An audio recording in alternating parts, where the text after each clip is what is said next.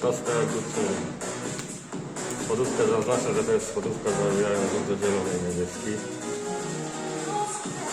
To już idzie pod styki do wyłącznika. Prawo wybiera sobie lampę gościu.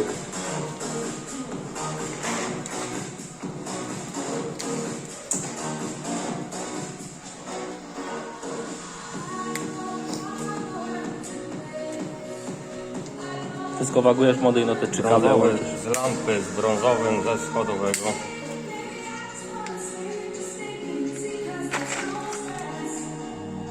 Właśnie to zawsze mi się jebało. Brązowe z zasilania idzie na wyłącznik i to do kupy. Co ty gadasz? Takie proste?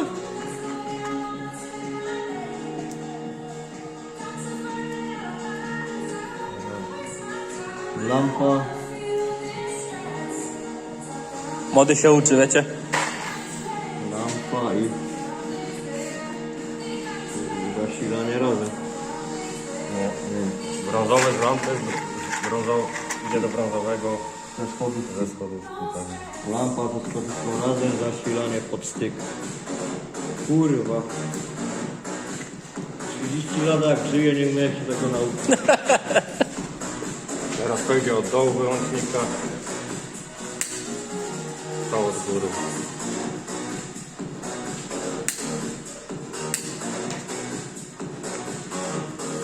To zielony musi dać drogę, nie?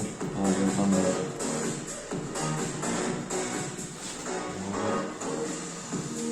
Tak krzyżować to wiem, jak się łączy, tak się normalnie jakiś kabel przedłużał, nie?